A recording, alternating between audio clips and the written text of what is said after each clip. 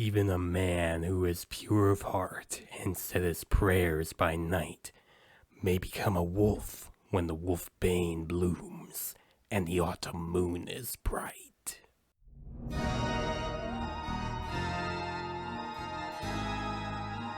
Welcome back to my Halloween month reviews, and this is going to be for a film that takes place way back in the past, where we are going to be looking into a Universal Studios film that is a part of the Universal Monsters line. And that film we're going to be talking about is The Wolfman, directed by George Waggner, and stars Lon Chaney Jr. as Larry Talbot, who comes back to his hometown to see his father John Talbot after learning his brother got murdered. But then after he tries to dig Gwen, played by Evelin Akers, he gets attacked by a German Shepherd, a werewolf, then gets bit by it, and people are starting to think that he's going crazy because he thinks that he killed a wild dog, when it's later revealed that that was actually a werewolf that transformed back into a human after that person died. And Larry not only committed a serious crime, but is now slowly transforming into a monster. This was one of those monster films that Universal Studios loved to do back then, all the way from the 1930s to the 60s, where they would have films like Dracula, Frankenstein, The Mummy, The Invisible Man, Creature of the Black Lagoon, and for some reason would also cast some of the same actors but as different characters. Like, for example, Lon Chaney Jr. has played both the werewolf, Dracula, and Frankenstein's monster, and The Mummy as well. And Bela Lugosi is not only known for playing as Dracula, but is also known for playing as Igor in Son of Frankenstein, as well as Bela from The Wolfman, and Claude Rains, who not only plays John Talbot in this film, but he's also the Invisible Man, as well as the Phantom of the Opera, which that is pretty weird when you think about it, because if they do something like that now, it would only be for comedy purposes. And while Universal was doing more sequels to The Mummy and Frankenstein and Dracula, they unfortunately weren't doing as well as they hoped back then, where some of their films weren't impressing audience members or critics back then, so they were kind of going downhill with their monsters back then.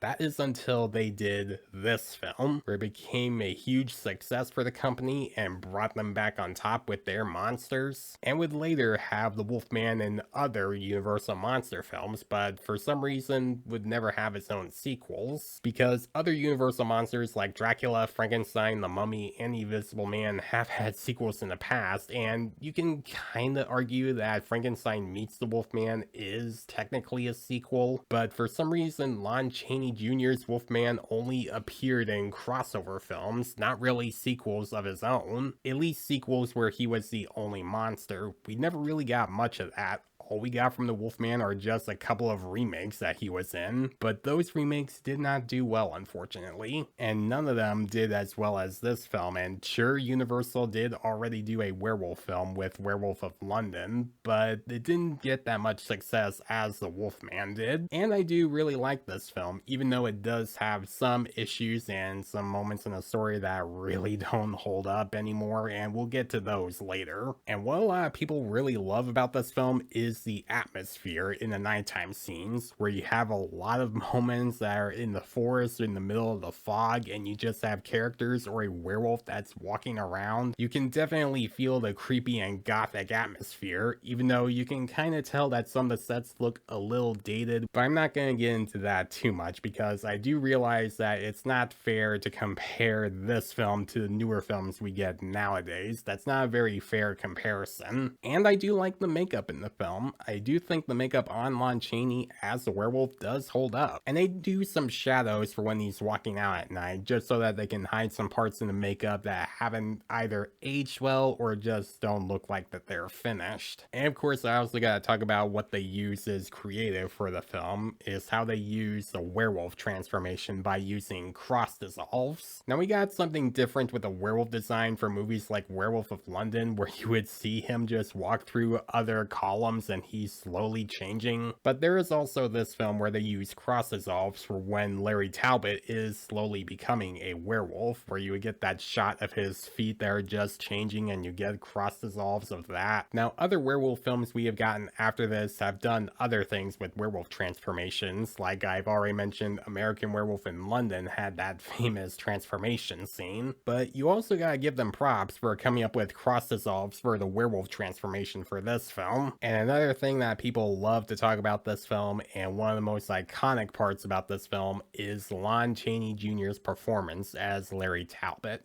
He makes the character likable for the most part, with one exception, which I'll get into later, and also makes the character sympathetic when he realizes that he committed a horrible crime and realizing that he has a monster inside him, and it makes him terrified. And you believe him in his performance. You actually believe that he's terrified that he has a monster inside him, and his performance in this film is definitely a highlight. He is easily one of the best parts of this film, where it doesn't feel dated, it doesn't feel overly dramatic. He looks like he's actually terrified that this is happening to him, because he's just a regular guy that just wanted to be with his father and all of a sudden has this problem. But I also want to talk about the psychological side, where Larry is kind of in denial because he thinks that he killed a wild dog and doesn't think he actually killed a human being, and he doesn't really believe that he's becoming a werewolf until, spoilers by the way, I am going to be getting to spoilers, so if you have not seen The Wolfman, that's your warning. That is until he meets Maleva, played by Maria Kuspinskaya.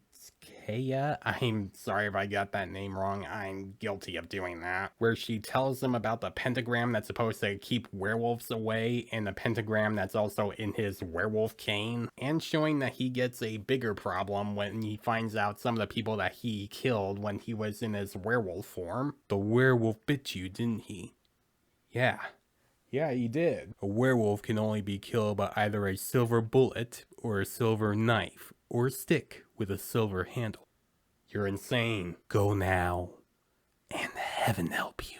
Now, there is one scene that does stand out to me, and it shows how things have really affected Larry's life, and that is after Larry kills someone in his werewolf form for the first time, and when he goes inside the church for the funeral, everyone just looks at him knowing that he's the one that killed him, making Larry think that I shouldn't be here at all, I should just leave. And you feel bad for him. You do feel bad that Larry's going through this issue, and you don't want to see him go through any of it. And I did say that Larry Talbot is mostly likable, and Lon Chaney Jr. is still great as a character, but there is still one thing about Larry that doesn't really hold up and hasn't aged well, and that is how his romance blossoms with Gwen, because how he learns about Gwen, he looks through his father's telescope and just sees her on her window just getting herself ready for work, and he decides to go to her antique shop to try to ask her out, and he's constantly bugging her, and she doesn't want to do anything with him at all because she doesn't know him, but he's constantly trying to date her and she doesn't want to be around him, which makes Larry Talbot in this relationship kind of a creep. Even before he becomes a werewolf, he's making himself look like a creep.